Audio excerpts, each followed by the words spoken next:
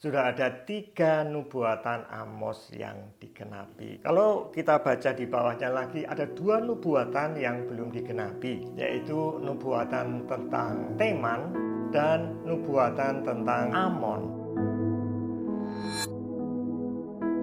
Saya bacakan dari Amos pasal 1 ayatnya yang ke-3 sampai yang ke-5. Beginilah firman Tuhan, karena 3 perbuatan jahat Damsyik, bahkan 4, aku tidak akan menarik kembali keputusanku, oleh karena mereka telah mengirik Gilead dengan eretan pengirik dari besi.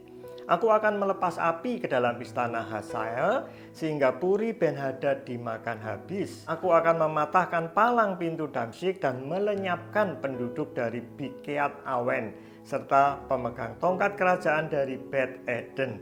Dan rakyat Aram harus pergi sebagai orang buangan ke Kir.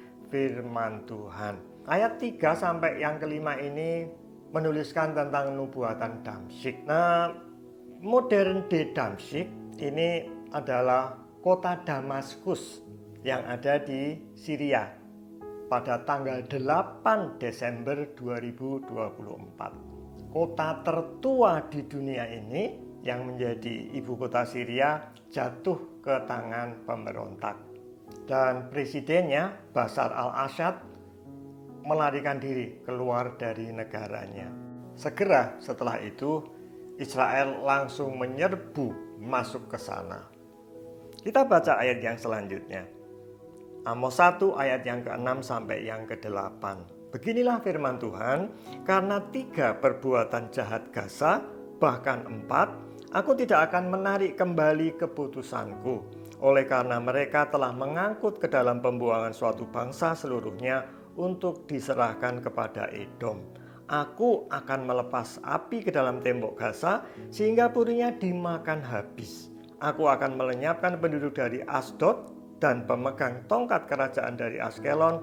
Aku akan mengacungkan tanganku melawan Ekron sehingga binasalah sisa-sisa orang Filistin, firman Tuhan Allah. Kira-kira lebih dari 1 tahun yang lalu, tepatnya tanggal 7 Oktober, Israel diserang kelompok Hamas. 3.000 roket ditembakkan ke Israel di jalur Gaza ini.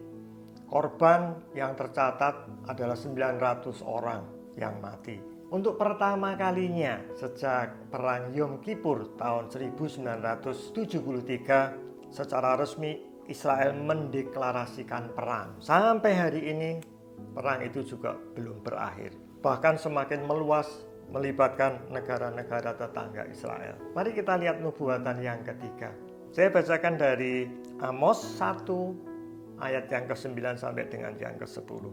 Beginilah firman Tuhan, karena 3 perbuatan jahat Tirus, bahkan 4, aku tidak akan menarik kembali keputusanku. Oleh karena mereka telah menyerahkan tertawan suatu bangsa seluruhnya kepada Edom dan tidak mengingat perjanjian persaudaraan.